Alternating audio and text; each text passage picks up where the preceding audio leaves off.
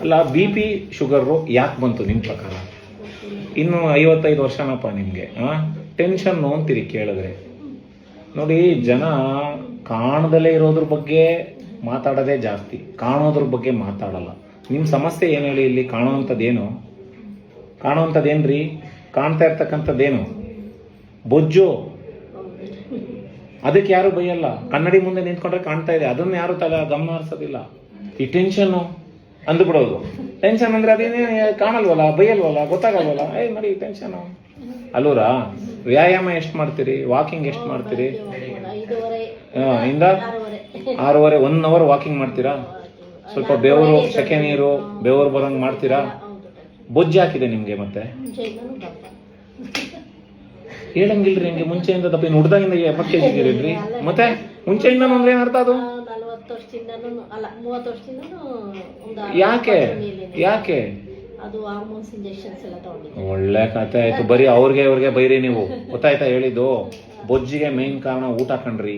ಸುಮ್ಮನೆ ಹಾರ್ಮೋನ್ಸಿಗೆ ಬೈದೆ, ಡೆಲಿವರಿ ಆಗೋಯ್ತು ಬೈದ್ಬಿಟ್ಟೆ, uterus operation ಆಗೋಯ್ತು ಅದಕ್ಕೆ ಬೈದ್ಬಿಟ್ಟೆ, ಡಾಕ್ಟರ್ಗಳೆಲ್ಲ ಮಾತ್ರೆ ಕೊಡ್ತಾವ್ರೆ ಅದಕ್ಕೆ ಬೈದ್ಬಿಟ್ಟೆ, ಮನೆಯವ್ರು ಟೆನ್ಷನ್ ಕೊಡ್ತಾವ್ರೆ ಅದಕ್ಕೆ ಬೈದ್ಬಿಟ್ಟೆ. ಇವೆಲ್ಲ ಬಿಡಿ.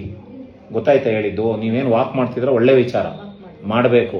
ಬಟ್ ಅದರಲ್ಲಿ ವೆಯ್ಟ್ ಲಾಸ್ ಆಗಲ್ಲ. ವಾಕ್ ಮಾಡೋದು ಆರೋಗ್ಯಕ್ಕೆ, ವೆಯ್ಟ್ ಲಾಸ್ಗಲ್ಲ.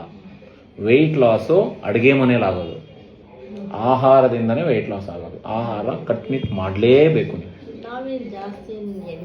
ಜಾಸ್ತಿ ಎಣ್ಣೆದು ಬೇಕಾಗಿಲ್ರಿ. ಮುದ್ದೆ ತಿಂತೀರೇನ್ರಿ? ಮುದ್ದೆ ಖರ್ಚು ಮಾಡ್ತಿದ್ದೀರೇನ್ರಿ ನೀವು ದಿನಾನು? ಒಂದ್ ಸ್ವಲ್ಪ ಮುದ್ದೆ, ಅರ್ಧ ಮುದ್ದೆ ಖರ್ಚು ಮಾಡ್ಬೇಕಂದ್ರೆ 5,000 ಹೆಜ್ಜೆ ಇಡಬೇಕು. ಗೊತ್ತಾಯ್ತಾ ಹೇಳಿದ್ದು? ಒಂದು ಮುದ್ದೆ ಖರ್ಚು ಮಾಡಕ್ಕೆ 10,000 ಹೆಜ್ಜೆ ಇಡ್ಬೇಕು. ಇಡ್ತಾ ಇದ್ದೀರೇನ್ರಿ? ಸುಮ್ಮನೆ ಹೇಳ್ತೀರಾ. ಗೊತ್ತಾಯ್ತಾ ಹೇಳಿದ್ದು? ಮುದ್ದೆ ಬಿಟ್ಟು ಬೇರೆ ಏನೇನು ತಿಂತೀರಾ? ಅನ್ನ ತಿಂತೀರಿ, ಆಮೇಲೆ ಚಪಾತಿ ತಿಂತೀರಿ, ಎಲ್ಲ ಫುಲ್ಲು ರವೆ ಉಪ್ಪಿಟ್ಟು, ರವೆ ಇಡ್ಲಿ ಎಲ್ಲ ಹೇಳ್ಬಿಟ್ಟವ್ರೆಲ್ಲ. ರವೆ ತಿನ್ಬೋದು, ಗೋಧಿ ತಿನ್ಬೋದು. ಧಾನ್ಯಗಳನ್ನ ಕಮ್ಮಿ ಮಾಡಿ. ಸಕ್ಕರೆ ಬಿಪಿಗೆ ಮೇನ್ ಕಾರಣನೇ ಸಕ್ಕರೆ. ಎಲ್ಲ ಬೆಲ್ಲ ಯೂಸ್ ಮಾಡ್ತೀರಾ? ಶುಗರ್ಲೆಸ್ ಬೆಲ್ಲ ಯೂಸ್ ಮಾಡ್ತಾರೆ. ಶುಗರ್ಲೆಸ್ ಬೆಲ್ಲ ಯೂಸ್ ಮಾಡ್ತಾವ್ರಿ ಇವರು. ಎಲ್ಲಿ ಸಿಗುತ್ತೆ ಶುಗರ್ಲೆಸ್ ಬೆಲ್ಲ ನಿಮ್ಗೆ? ಸಕ್ಕರೆ ಬೆಲ್ಲ ಎಲ್ಲ ಒಂದೇಮ್ಮ. ಹೌದು. ಅಕ್ಕಿ, ಗೋಧಿ, ರವೆ, ಮೈದಾ ಇವೆಲ್ಲ ಧಾನ್ಯಗಳು, ಅದು ಎಲ್ಲ ಒಂದೇ.